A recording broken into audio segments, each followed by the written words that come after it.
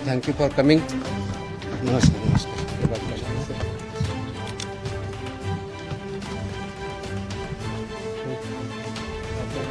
बोला तुम्ही कसं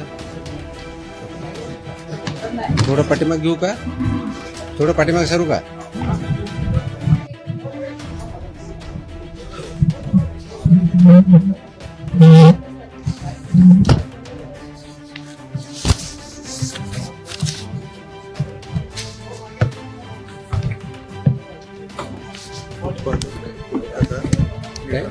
उत्पादन मॅन्युफॅक्चर हे 260 सापडले पूर्ण.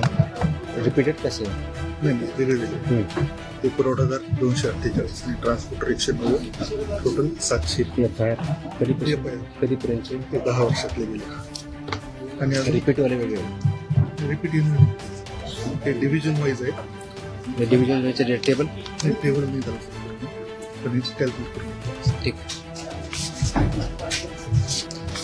करूया चालू.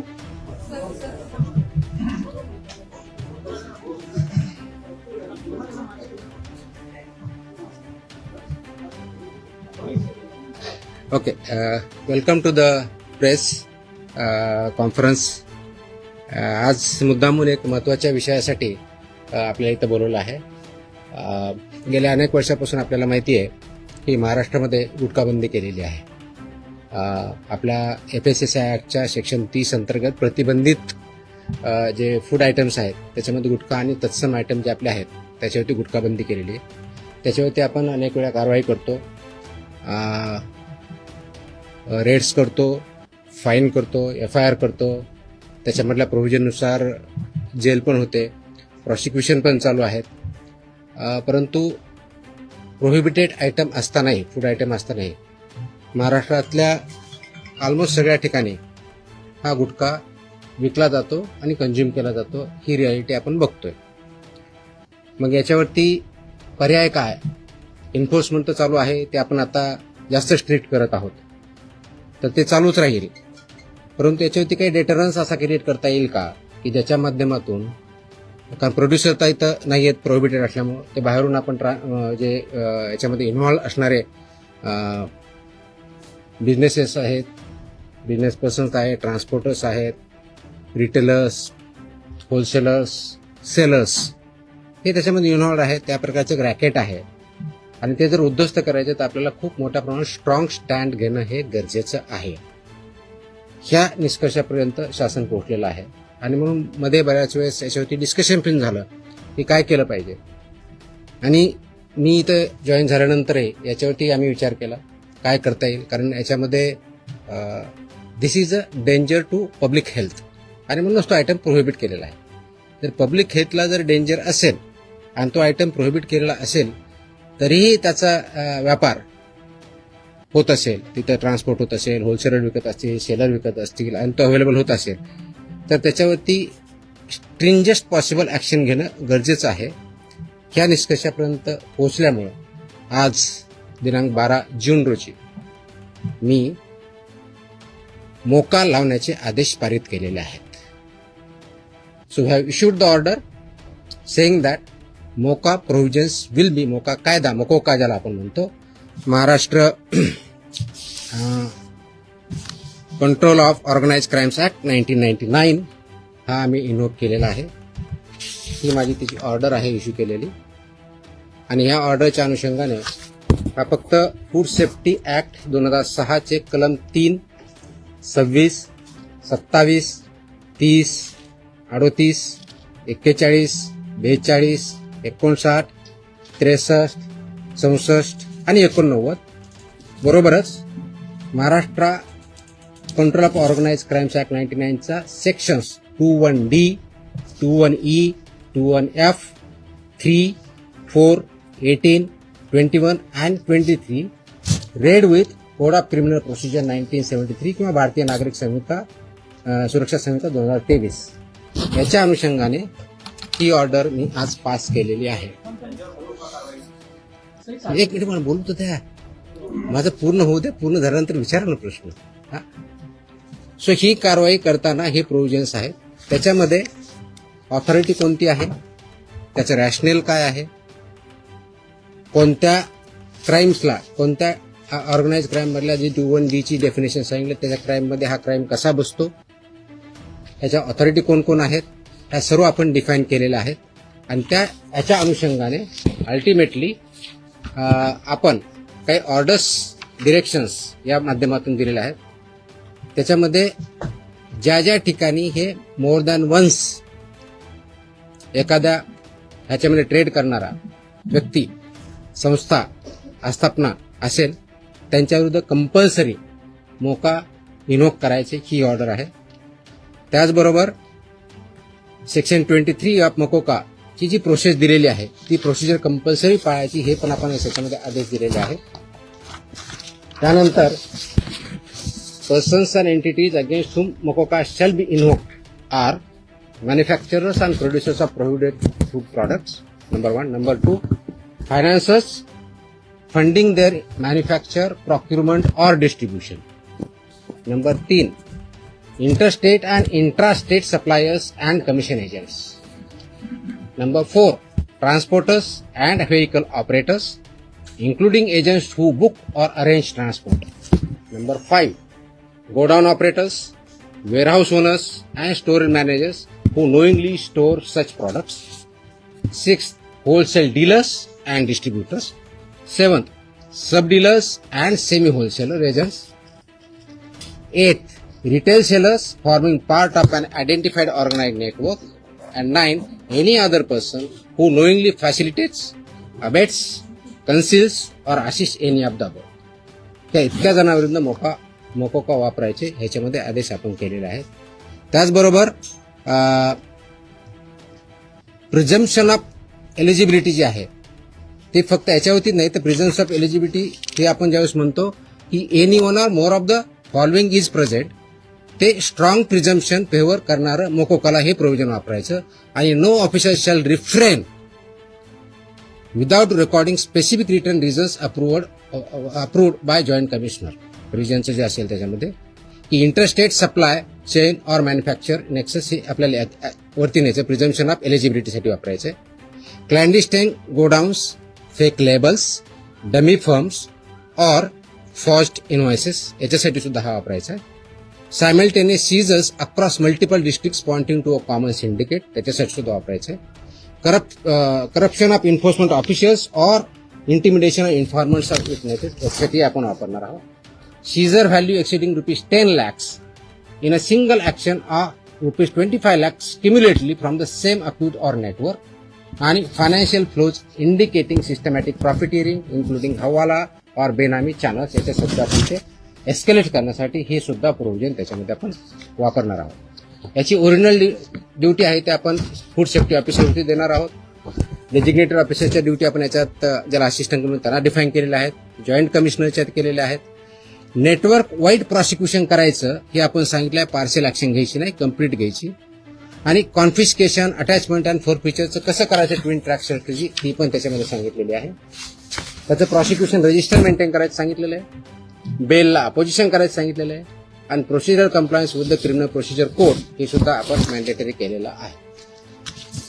याचा सर्वांचा ऑब्जेक्टिव्ह जो आहे बेसिकली आपण मोका का वापरतोय कारण हा स्ट्रिंजंट लॉ आहे, आय अंडरस्टँड. आणि त्याचं म्हणूनच खूप थॉट करून, विचार करून याच्यावरती कायद्याचे जे कलम आहेत, सेक्शन्स आहेत त्याचा अभ्यास करून this order is basically done to prosecute in the interest of food safety in violation but as an organized crime against public health. हा क्राईम पब्लिक हेल्थच्या अगेन्स्ट आहे. आणि आर्टिकल 47 ऑफ द कॉन्स्टिट्यूशन जे आहे ते स्टेटला मॅन्डेट करतं. That is where my order begins with. आणि तुम्हाला copy me देईलच, press note बरोबर ही कॉपी पण असेल so that you can go through that order. It says Article 47 of the Constitution of India cast upon a state primary duty to improve public health and in particular to bring about prohibition of consumption of substances injurious to health. हे already आपण prohibit केलेलं आहे, त्याचं implementation व्हावं, public health improve व्हावं आणि public health जी endanger होते ते कंट्रोल करता यावं या दृष्टिकोनातून मोकोका कायद्याचे प्रोव्हिजन हे प्रोहिबिटेड आयटम जे 32 म्हणजे फसाई ऍक्टच्या सेक्शन 32 अंतर्गत जे आपण प्रोहिबिट केलेले आयटम आहेत त्यांच्यावरती आजपासून म्हणजे अगोदरच लागू करू शकलो असतं, पण आज आपण ती ऑर्डर काढलेली आहे and it will B implemented completely across the state of Maharashtra. Sir, जेव्हा खायला पिण्याचं फळवाट सुरू करतो दुकानामध्ये पान मसाल्याची पुड्या आणि किती पुडी जे ते मिक्स केल्यानंतर गुटख्यासारखा पदार्थ तयार होतो. अशा पद्धतीने चालकीला कसं रोखलं जाणार, कारण तो स्पेसिफिकली गुटखा या टायटल खाली विकला जातो. त्याच्यामध्ये मिसलिडिंग ॲडव्हर्टाइजमेंट ऍक्ट आहे. तुम्हाला काही दिवसापूर्वी कारवाई केलेली बघितली. फसाईमध्ये सुद्धा मिसलीड करणं, लेबलमध्ये चुकीची माहिती देणं, इन्ग्रेडियंट चुकीचे असताना वेगळा क्लेम करणं हा सुद्धा गुन्हा आहे. त्यानुसार आपण कारवाई करतो त्याच्यावरती. फक्त ही जी चालाकी केली दिस इज मिसलिडिंग. तर मिसलिडिंगला कायदा दुसरं मिश्रण जे असतं ते पान मसाला त्याला सुद्धा याच्या अंडर घेतलं जातं ते तंबाखू मिश्रण. मी तेच सांगतोय की आपल्याला कोणताही एखादी ज्यावेळेस प्रॉडक्ट असतो त्याच्यावरती लेबल कोणतं असावं, ते कोणत्या स्टँडर्डचं असावं, त्याच्यामध्ये कोणते कोणते इन्ग्रेडियंट असावे, त्याची काय व्हॅल्यू आहेत वेगवेगळ्या, त्या मॅन्डेट दिले. त्याचे रेग्युलेशन्स आहेत. फसाईमध्ये रेग्युलेशन्स दिलेले आहेत, व्हेरी क्लिअरली दिलेले आहेत. त्याचबरोबर ॲडव्हर्टायझिंग आणि मार्केटिंगचे सुद्धा रेग्युलेशन्स क्लिअरली आहेत. त्याचं व्हायोलेशन जिथं जिथं होतं त्या प्रोव्हिजनचा वापर आम्ही तिथं करणार आहोत. सर, याची जेव्हा कारवाई केली जाते तेव्हा लोकल पोलिसांची भूमिका खूप महत्वाची असते. स्पेशली बीट मार्शल आणि यांचा जो व्हिजिलन्स असतो तो अनेक नेक्सस तिथे दिसून येतो अनेक पानटपऱ्यांवरती. ते कसं ब्रेक केलं जाणार, आपल्याकडनं कडक कारवाईची तरतूद सगळ्यांकडून. त्याच्यामुळे तुम्ही जर आता मी वाचलं व्यवस्थित ऐकलं असतं तर त्याच्यामुळे तुमच्याकडे प्रतिक्रिया त्याच्यावरती आपली. पोलीस आणि नेक्सस या ठिकाणी it's not about police or FDA किंवा food safety officers. It is the holistic. याच्यामध्ये कंझ्युम करणारा आहे तेवढा जबाबदार आहे, विकणारा आहे तेवढा जबाबदार आहे, इन्फोर्स न करणारा आहे तेवढा जबाबदार आहे. जो कोणी जबाबदार असेल आपण त्याच्यावरती कारवाई करणार आहोत आणि स्ट्रिक्ट करतोय. तुम्ही गेल्या काही दिवसामध्ये बघितलं असेल, हा ज्यावेळेस प्रोहिबिट केला त्यावेळेसचा उद्देश हाच होता की it's a danger to public health. आणि ते जर टाळायचं असेल, कारण याच्यामधून काय काय आजार होतात हे मी वेगळं सांगण्याची गरज नाही. It's documented, it's in the public domain. ते करण्यासाठी आपल्याला स्ट्रिंजंट ऍक्टचे प्रोव्हिजन आपण आज का इन्व्होक करतोय, कारण जेवढ्या इफेक्टिव्हली आपल्याला करायचं होतं तेवढं होऊ शकलं ना. हा डेटाच्या आधारे तुम्हाला मी डेटा सांगतो, म्हणजे जस्ट फॉर इन्फॉर्मेशन आपल्याला हा एक असेल की आतापर्यंत गेल्या 10 वर्षात ऑलमोस्ट आपण FIR किती केलेले आहेत महाराष्ट्रामध्ये. 32चा FSSAचा जो सेक्शन प्रोहिबिट केलेला आहे त्यावरती. जे मॅन्युफॅक्चरर्स आहेत त्यांच्या विरुद्ध 260 मॅन्युफॅक्चरर्स FIR आहेत आपले. जे पुरवठादार आहेत सप्लायर्स ते 248 आहेत आणि पर्सन्स जे आहेत ते असे 190, असे 703 कोणते हे सॉरी ट्रान्सपोर्टर म्हणजे उत्पादक 260, सप्लायर्स 248 आणि ट्रान्सपोर्टर्स 190 असे 703 FIR आहेत. सो FIR काय कमी केलेत अशातला भाग नाही. त्यांचं प्रॉसिक्युशन त्यांची पुढची प्रोसेस आपण करतोय, पण आपल्याला अजूनही त्याच्यामध्ये कम्प्लीट याच्यामधून खरोखरच हद्दपात करण्याच्या दृष्टीने कारण याच्यातून झाला नाही तर पुढची स्टेप आपण घेतोय आणि ती आज आपण घेतलेली आहे. Yes please. एक मिनिट. गुटखा हा 2 नंबर धंदा आणि याच्यामध्ये खूप मोठा अर्थकारण आहे. त्याच्यामध्ये पोलीस प्रशासन सुद्धा मोठं प्रमाणात, खास करून बॉर्डरवरचे जे जिल्हे आहेत किंवा बॉर्डरवरचे जे पोलीस स्टेशन आहेत तर तिथून मोठ्या प्रमाणात गुटखा सप्लाय होतो. आता मी ज्या भागात मोठ्या प्रमाणात पोलीस प्रशासन आपण मी जे सांगितलंय की दोज हु आर रिस्पॉन्सिबल त्यांच्यावरती आपण कारवाई करणार, कुणी असू द्या. म्हणजे माझे अधिकारी होऊ शकतात, इन्व्हॉल्व जर असतील तर दुसरे कोणी असू शकतात. त्याच्यामध्ये एड्स अबेट हे शब्दप्रयोग आपण जे केलेले आहेत त्याच्यामध्ये त्यांचं इन्व्हॉल्वमेंट जर सिद्ध झालं तर आपण त्यांच्यावरती कारवाई. नाही FIR आतापर्यंत झालेले आहे, पण ते प्रूव्ह करण्यासाठी you are not getting my point. ते प्रूव्ह करण्यासाठी लेट मी आन्सर दॅट. ते प्रूव्ह करण्यासाठी आपल्याला ते डॉक्युमेंटरी एव्हिडन्स लागतील, आपल्याला एव्हिडन्सेस लागतील. असे आपल्याकडे सापडले तर डेफिनेटली आपण कारवाई करू.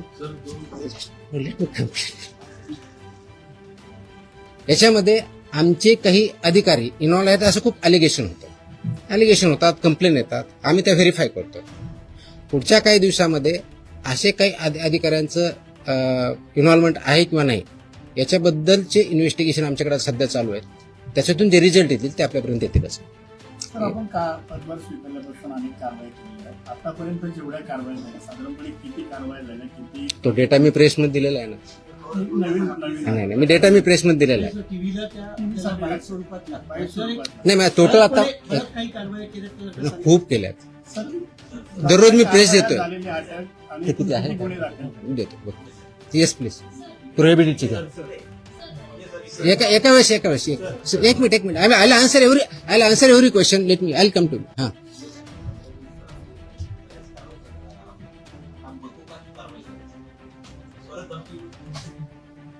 मला धमकी आलेलं कोणी सांगितलं तुम्हाला? नाही, sorry, no sorry, please look at ती जुनी क्लिप आहे, कमीत कमी 10 वर्षापूर्वीची आहे. Look at the clip. आताची क्लिप नाही याची ती. दॅट वॉज नाही आलेली that clip. If I remember correctly, मला आठवत नाहीये, इफ आय रिमेंबर करेक्टली बहुतेक ती पुण्यातली क्लिप आहे, फेनावाजी पीएमपीएम. चेकआउट. तुम्ही बघा ते क्लिप आताची नाही, मला कोणतरी पाठवली, मला कोणतरी विचारलं, मला अशी धमकी नाही आलेली. येतो मी त्यांना. Let us focus on this. There are so many issues. Let us focus on this. Please. थोडं. I'll answer on this one. हाँ.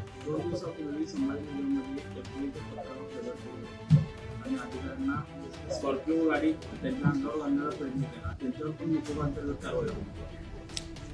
आता हे जे मी exactly that's what I am saying. कारण मोकोका क्लॉज वापरण्यासाठी ज्या काही प्री कंडिशन्स आहेत त्या फुलफिल झाल्या, डेफिनेटली करणार आम्ही. कारण त्याला एका गुन्ह्यासाठी होत नाही. It has to be more than 1 offence in last 10 years. त्यांच्यावर जर झालेला असेल तर डेफिनेटली आम्ही करू, कारण त्याचे कंडिशन फुलफिल करायला पाहिजे. अदरवाईज आमचे FSSAचे ऍक्ट, BNS ऍक्ट आम्ही ते वापरतोच आहोत. आज ती जे हल्ला झाला त्याच्यावरती इमिजिएटली स्विफ्ट कारवाई पण झाली. 7 का 8 लोक त्याच्यामध्ये अरेस्ट पण झाले immediately. I spoke on with DGP also. DGPने सुद्धा इमिजिएटली त्याच्यावरती इन्स्ट्रक्शन कारवाई केली. अँड अशा प्रकारचे हल्ले आम्ही भिणार नाही. Very clearly will protect our officers आणि those who take law into their hands will show force of the law. एक मिनिट. येस नाही, बाजूला तुमच्या. बताऊंगा. मेरी हिंदी इतनी अच्छी है ही नहीं, जितनी भी टूटी फूटी है उसमें बात करूंगा. बोलो. एक मिनिट. तुम्हाला उत्तर दिलं ना मी. आपण एकदा मराठी पूर्ण करून घेऊया, मग आपण अरे थांबा ना तुम्ही. मी इथंच आहे, मी कुठे पळून नाही चाललोय. सिस्टमॅटिक होईल.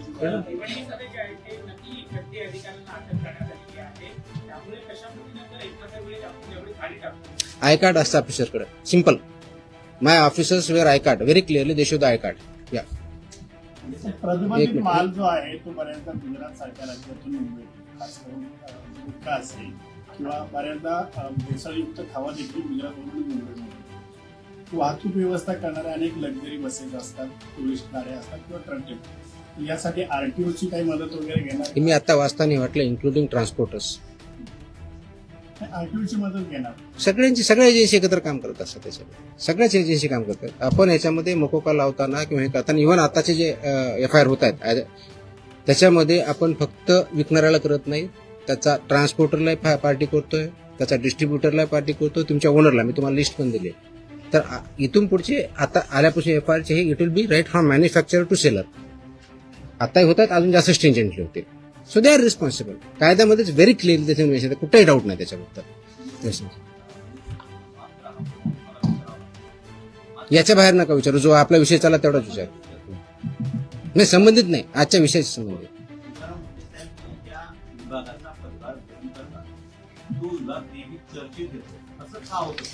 त्याचं उत्तर तुम्ही द्या, मी कसं देणार आहे? आय मीन तो काय होतो तर you are better. No, I cannot answer this.